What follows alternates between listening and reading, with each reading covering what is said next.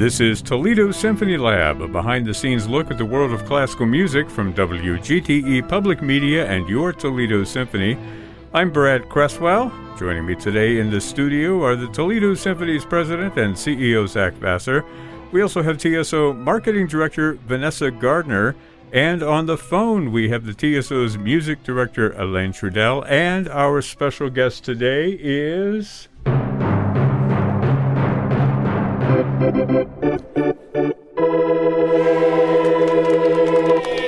That would be Mike Deetsch, who is Senior Director of Learning and Interpretation from the Toledo Museum of Art. Welcome, Mike.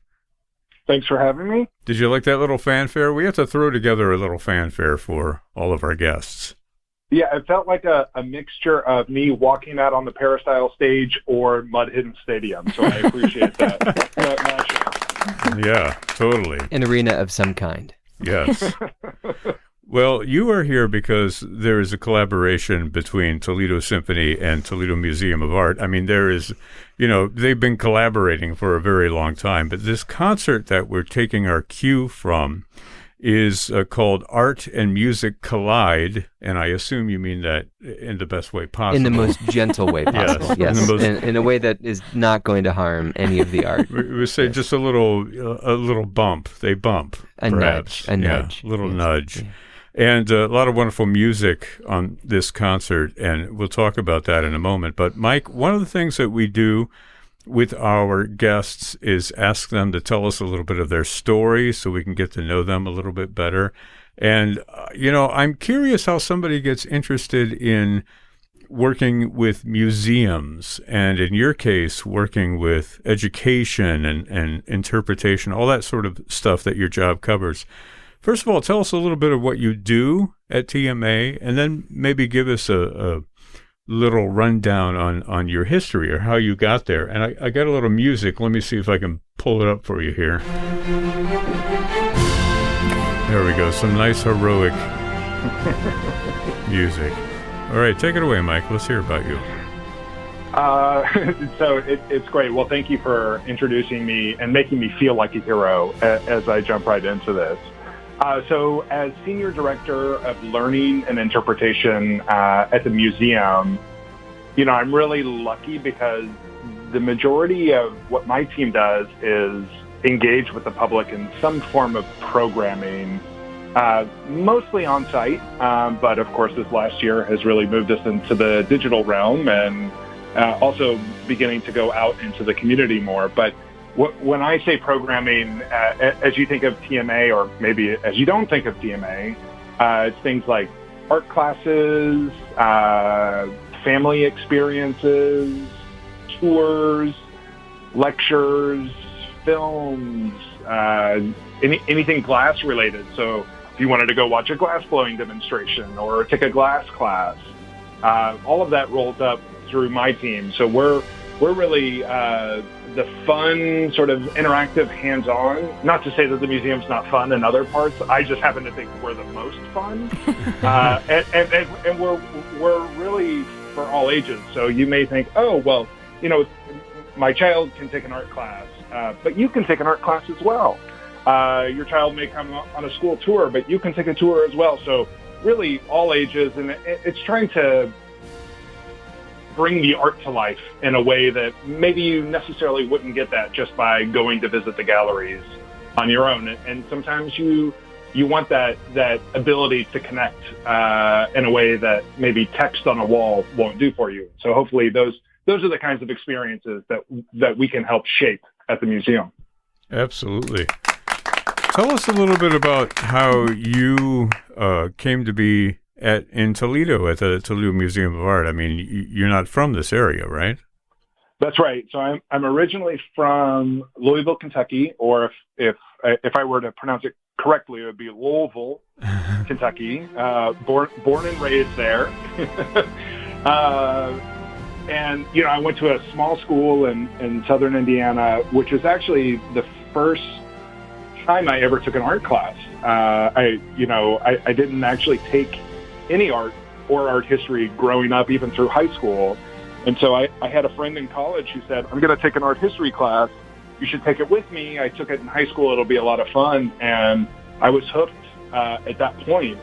And upon graduation from college, I got a job at the Speed Art Museum, which is the art museum in Louisville, and just fell in love with it. I fell in love with the accessibility of the art, with the programming, just being in the building and the space. There's something about museum architecture for me personally that really resonates.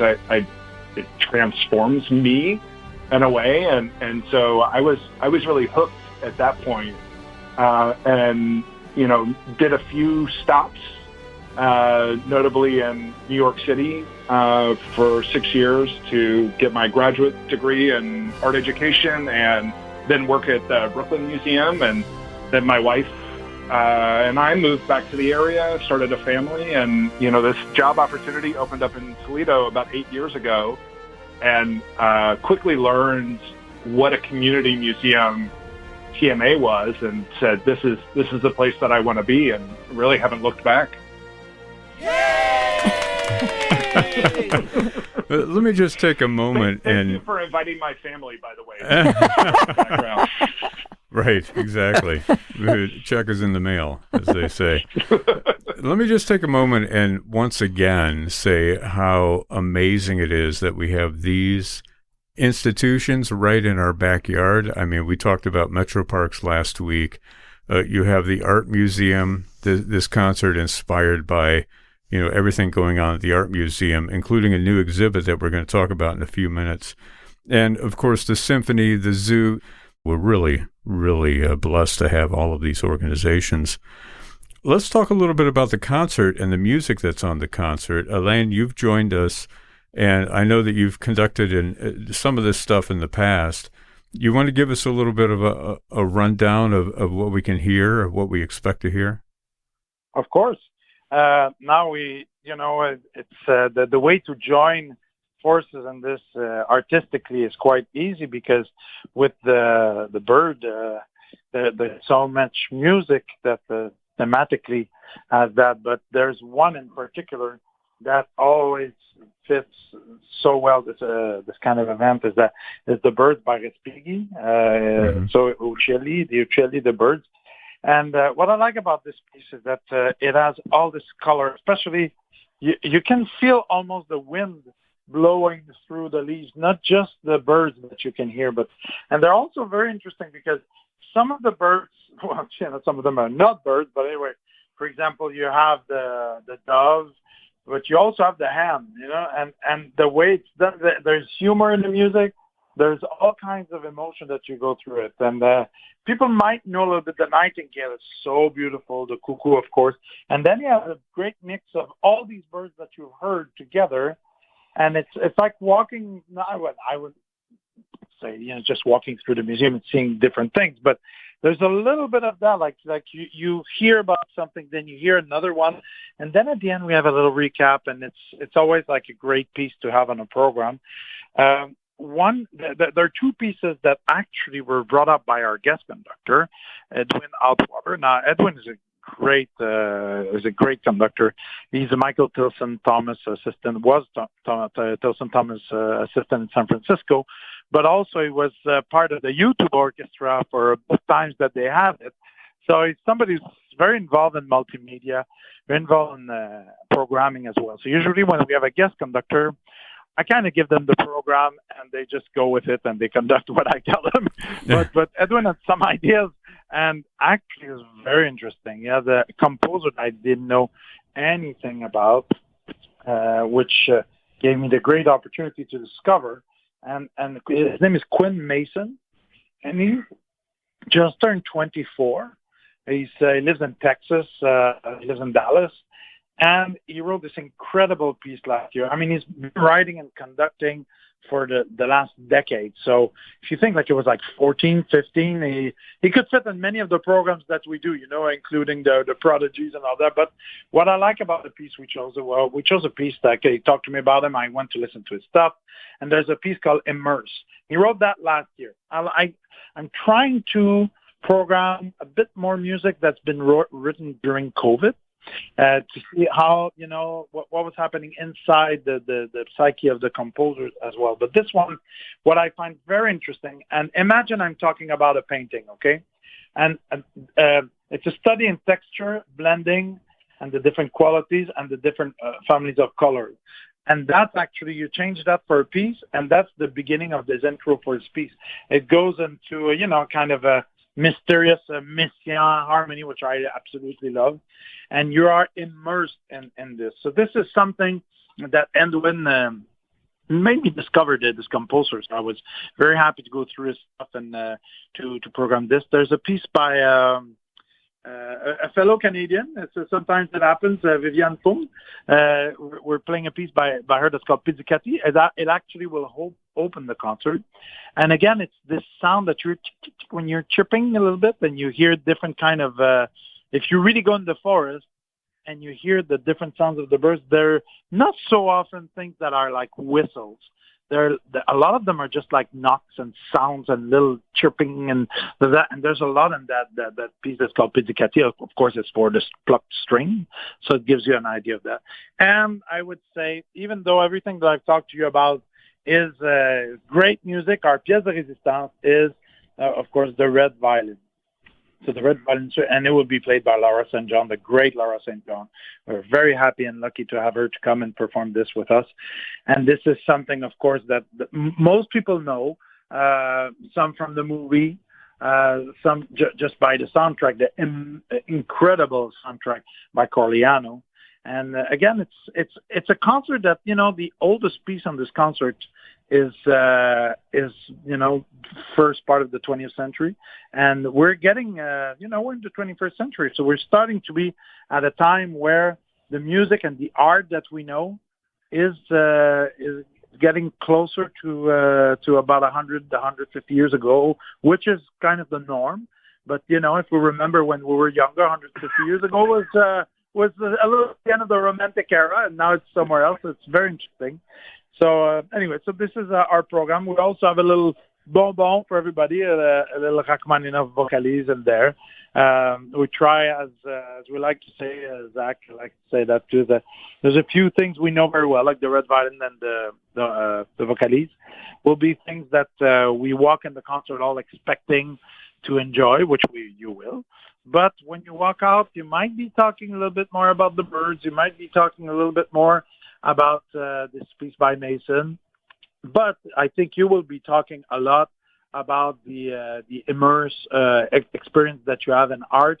And I really, really recommend that people, check out what's in the museum and what's in the concert hall. Like, almost not. No, you cannot do it at the same time. But, in the same you can do it right before.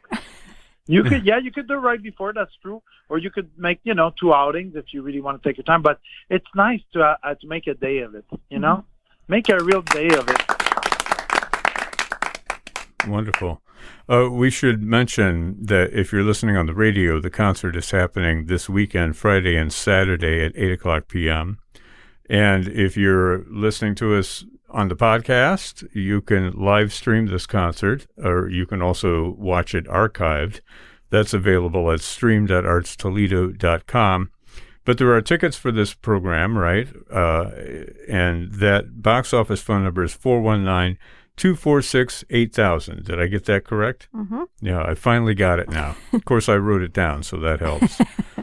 Well, we should mention, Elaine talked about some of the bird-themed pieces, and this concert is crafted around an exhibit that's just opened at Toledo Museum of Art called Rare and Wondrous, Birds in Art and Culture.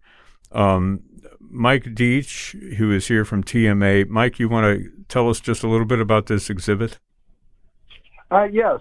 So, as I think you all are likely. Hang on a second. Let me bring up some music for you. This will help. There we go. There's some nice atmospheric music for birds. You were setting an expectation here that I think I'm going to have to do this for every meeting that I am in now too. So walk-up music as well, right? Yeah. Okay. So I think as most everyone is familiar, the Toledo area is a big migration ground.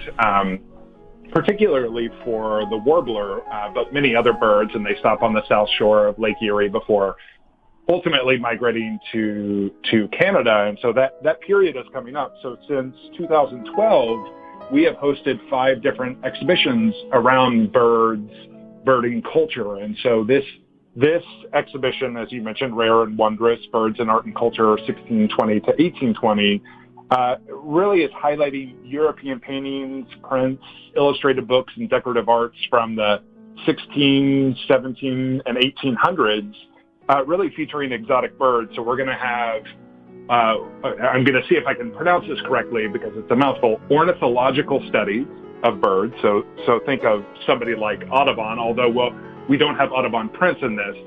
These are really the precursor of that, to decorative arts items such as a musical box that it's called the Serenette, if I'm pronouncing that correctly, and that was developed in the 1700s to teach canaries different songs, because one of the things that was discovered during this period of time, particularly through the commercial trade that was happening across the Atlantic, including the trade of enslaved Africans, as they were individuals were being introduced to exotic birds, and they found that they could, not only did canaries sing, but they could be taught different songs. And so they developed this music box, the Serenette, that could be played as, it was almost an organ of sorts, like a hand crank organ of sorts.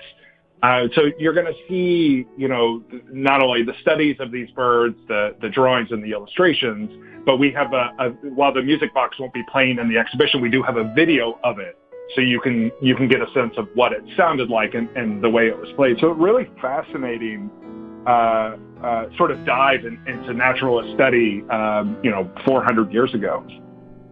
Well, and this is inspired by all the birding that's going on in Toledo. Vanessa, you were telling me you came up here from Texas. You started sort of backyard birding, as you put it, when you were down there, and you're still doing it up here, right? I am. I went bird watching for my birthday a couple days ago. So wow. Saw a bunch of bald eagles. I was on the lookout for an owl.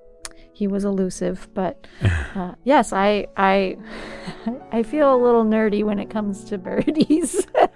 Wow. You were birds. full of them. Nerdy birdie, right? Yep. I like that. Very good. Actually have I have a morning alarm clock that it has it's a light that comes on in over a certain amount of time. And then when it is fully on, it plays bird sounds. And oftentimes I'm not ready to get up, so I ask Alexa to turn off the alarm, but then I still hear the chirping, and I'm like, Alexa, turn off the alarm. And then I realize it's actual birds outside my window. Actual birds. I love it. Speaking of actual birds, I'm going to ask you to chime in, Zach, but we're going to have to say goodbye to Mike real quickly. I'd like to get in a few quiz questions and see if we can include him. You still there, Mike? I'm still here. Okay, well, we're going to include you in part of the quiz here. Get this going. This is a quiz about birds, questions about birds. Okay, I have some bird music. I think I do. Is this quiz for the birds? It's a quiz for the birds. Okay, in fact, it says for the birds right here. How about that? See? For the birds. Okay, very quickly. What I'll do is I'll ask you a question, then I'll give you 3 possible answers. You tell me which one is true, 1, 2, or 3. It can be all the above or it can be none of the above. Okay. What unique quality do hummingbirds have that no other bird has? Is it that they can fly backwards, they have tongues, or they can see at night? Fly backwards. Yeah. I'll get that right sooner or later. They can fly backwards. We'll give that to Vanessa. Okay. Which of these has the longest wingspan of all birds? The great white pelican, the Andean condor, or the wandering albatross? Albatross. Yay! Wow. Is it too late to change my answer? No, yes. It's not too late to change your answer. But you don't get the point. Yeah, it's too late to get a point. Okay, why are flamingos pink? They're born that way, their feathers grow in pink after their first molting, or their metabolism gives them their color, A, B, or C? I thought they were just blushing all the time. And it's because of salt. Okay, Vanessa, you really are you're not so much a backyard birder, you're just a bird expert here. I Okay. wouldn't go that far. Which of these statements is true about flamingos? They eat with their heads upside down, they lay 1 egg per year, or they can live as long as a human. Ooh. Is it 1, 2, 3, or all 3, or no 3? I think it's all 3. Totally. In fact, there was a flamingo in Australia that lived to be 83 years old. Wow. Can you believe that? Okay. Why are vultures bald? Not all of them are bald, but most vultures that we think of as vultures are bald. Is it to keep their heads cool, to keep their heads clean, or nobody knows? I was going to say to keep their heads clean. Yeah, totally. I mean, that's the theory, that when they stick it into a carcass, they want to have a bald head so they don't get all messed up. Yeah, I know the feeling. Okay. I'll take your word for it. Why do toucans have such large beaks? Is it to regulate body temperature, to scare off predators, or to attract mates? Ooh. This could spoil your perfect record, Vanessa. I'm going to go with C. C, to attract mates? No. I'm going with A. Yes. To regulate body temperature. Okay, what carefully honed technique does the Bassian thrush use to hunt for food? Is it pecking, singing, or farting? I would go by singing. I'm going to go with farting. No. Really? Yeah. Really? You just knew that. Huh? Yeah. Evidently, they hunt out earthworms that way. They think they see an earthworm and they go poot on it, and it scares it, and it jumps out of the ground, and there's dinner. An earthworm jumps out of the ground. Right. Don't try this at home, kids. Okay. Can't wait to talk to my daughter about that. Yeah. Which two birds are most closely related to Tyrannosaurus rex? Chickens and ostriches, yes. Flamingos and doves, or woodpeckers and hummingbirds? It's A. A. Yeah, it is A. Indeed. Chickens and ostriches are the most closely related to T-Rex. Okay. Couple questions left here. I think I'm going to get it in time for you, Mike. Okay. According to a scientific study, which of the following statements is true about pigeons? They understand the concepts of time and space, they can recognize human faces, or they can read. They can recognize human faces. Or all of the above, or none of the above. All of the above. Yes. All of the above. They can read about 50 different words, and more importantly, distinguish them from gibberish, from non-words, so they can recognize. They always hang around where it says "Don't feed the pigeons," so they must not be thinking too clearly. Don't encourage the pigeons. It's kind of like that. Don't is one of the words they don't recognize. Yeah, that's word number 51. Perfect. Contractions. They always get stuck on the vocabulary and the apostrophe. Okay, here's your last question. Parrots are known for their ability to mimic human speech. Which other bird is also an expert at mimicking human speech? Is it the raven, the nightingale, or the emperor penguin? The raven. Nevermore. I guess that's why you're always quoting him. It's the raven. They evidently they have this ability to mimic predators in the wild, and they do that. They imitate the call of like the wolf or what have you, so it'll come and eat whatever animal happens to be there, and then the raven gets the leftovers. Yeah, because they're not strong enough to tear it apart. Savvy. So a side effect of that is that they can mimic human speech in captivity. Wow. Isn't that interesting? Okay. Well, Vanessa, you were totally the winner. I can't wait to tell Merwin. Yes. Wow. Someday soon we're going to say, well, Vanessa's here. She's already won. Yeah, exactly. Well, that's great. That was a fun little quiz. Mike, do you have to take off or?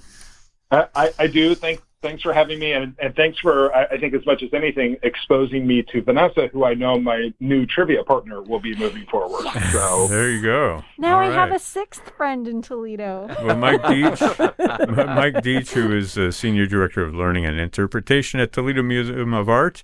Thanks for joining us on the podcast. We hope you can come back one of these days. Great. Thanks, everyone. I appreciate it. Bye, Mike. Bye. Okay, I'm going to hang up on you. Bye. Well, I guess he hung up on us. Yeah. So let's talk a little bit about this relationship between TMA and TSO. I mean, the symphony performs obviously as a peristyle, which is a great space. There's a long-standing relationship between Toledo Art and Toledo Symphony. Zach, you want to talk about that a little bit? Well, and I think it really is something that charts back to the founding of the museum. Florence Scott Libby felt very strongly that it be a campus for both art and music, so visual art and performed art. And that's why the TMA is so unique in having a concert hall attached to it. And the Toledo Symphony was not, I wouldn't say it wasn't firmly established at the time of Libby's heyday. So we've aligned over the past many decades to bring music to that campus. And now, of course, our offices are on the TMA campus. We perform at the Peristyle. We have several projects where we celebrate this collision of art and music, this gentle collision of art and music with our partners across the street. And it's something that makes this city so special, to have an art museum that has a close alliance with an orchestra and now a ballet, and then vice versa, to have the ability to explore things through visual art as well. So some people might remember a couple of years ago, we had a artist on stage painting portraits of the musicians in real time as the orchestra played. This sort of celebration and exploration, I think, is emblematic of a partnership like this. Yeah, we did that in the podcast too, if you remember. We had the artist on, and then we all drew drawings, I think, during the course of it. And yours were all great. Mine was like a stick man, I think. Something I wouldn't sell yourself short. I mean, I think he was wearing clothes. I'm not sure. Well, yes, he was a clothed stick man, so that has to count for something. Elaine, I know you've conducted in concert halls all around the world. Tell us what you thought the first time you came in and saw the Peristyle when you guested with the symphony. I mean, it's such a beautiful space. You're absolutely not prepared to witness that. You walk in and you go like, whoa! It's super impressive. I'll give you a little anecdote. I have a good friend who's principal horn of the Berlin Philharmonic, and when I talked to him about, I'm going to be in Toledo, he said, yes, the Peristyle, that hall. They tour everywhere in the world, but they remember the Peristyle. This anecdote can be reproduced by so many colleagues. And even sometimes it's a selling point for an artist. Like if I want to have like a quite well-known artist, sometimes it's in the middle of a tour, they look at the schedule. I call, like the office, like Merwin, he talks to the agents, but I talk to the artist personally because we talk from artist to artist, sorry. And I said, well, let me just send you a photo of the hall. And I'd say more often than not, they say, oh, yeah, I think I can make it. And it's so unique because it's on one floor. Mm-hmm. It's, 1,700 seats on one floor. And it's, and from on stage, it sounds fine everywhere, but on stage with the wood, because a lot of halls nowadays that have been built in the last 40 years, 40 years, they're basically multi-purpose hall that they're like bad at everything. Mm-hmm. and they have like incorporated the dance floor and all that. So, and for music, it cannot be worse than to have a dance floor, because it creates it's like a mute for the sound. So when you point the cello on the floor, when the clarinet players they play with their angle on the floor, then the sound dies. So our stage there is wood, and it's the same wood it was when the great from the past played there. So you feel history. You have wonderful sound on stage, and when you can hear from the broadcast, of course, we have an incredible tone master with Todd, but he basically reproduced what we hear from the stage. So it's really unique. I was going to tell a story. I forget who it was, but it was a soloist who had been in Toledo probably 20 years earlier, and she remembered the space, but she didn't remember where it was. And it was one of those things that she said it was always as she was falling asleep at night, she would see the columns of the peristyle and just say like, oh, I got to figure out where that is someday. And when she came in for the first rehearsal, she said, this is it. This is the place in my head. And I think as you're on stage, you never forget that feeling of being in that arena. And I remember when Queen Latifah was here a couple of years ago, she referred to it as the Coliseum. And she said, when are you guys going to release the lions? Nice. Can I just say, going back to the Red Violin Suite, the soloist here, Lara St. John, Alain, you mentioned her earlier. She was here playing the Saint-Saëns Third Concerto in the mid-90s. And I remember being so impressed with her as a violinist then. It's really neat to see her come back so many years later. Maybe she'll have her own peristyle memory that she'll bring to the stage. But to hear her again in this wonderful music is going to be such a treat. Yeah, wonderful violinist. I'm on her Christmas card list. I'm happy to report. Are you on the list? No. Oh well. I'm sorry. Someday I'll be as cool as you, Mr. Cresswell. Someday. Maybe after this weekend. Maybe. Yeah. Maybe after this podcast. I would just add that a reminder that folks can go visit the museum prior to any symphony concert on Friday or Saturday night. So if people want to check out the bird exhibit, there's plenty of time to do that. Maybe have a little snack at the museum cafe and then come on in for the concert. Yeah, make a night of it. Mm-hmm. That's wonderful. And in case it needs to be said, I also just want to make sure everybody understands that Vanessa won the quiz today, because I think that was the other thing you wanted to add here at the end. Yes. Indeed. No, all I care about is Merwin knowing that I won the quiz. Vanessa Sue. You can check that off you can check that off your bucket list now, Vanessa. That's great. Well, the concert is this Friday and Saturday at 8 p.m., April 30th, May 1st, available for live streaming on Saturday. Also, it'll be archived at stream.artstoledo.com. If you want to get tickets for this concert, if you're listening on air, call at the box office 419-246-8000 or go to toledosymphony.com.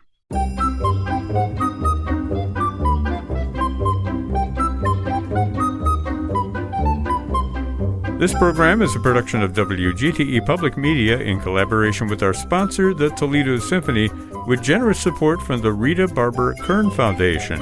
You can download episodes of this program as a podcast by going to our website at wgte.org/lab. You can also subscribe to us through your podcast app of choice, including Apple and Google Podcasts. Don't forget, you can check out all the upcoming events at the Symphony by visiting their website at toledosymphony.com and their various social media outlets on Facebook, Instagram, and Twitter. You can find the TSO streaming concerts online again at stream.artstoledo.com. My thanks to Zach Vassar, Vanessa Gardner, Elaine Trudell, and our special guest, Mike Deetsch from Toledo Museum of Art. I'm Brad Cresswell. You've been listening to Toledo Symphony Lab from FM 91.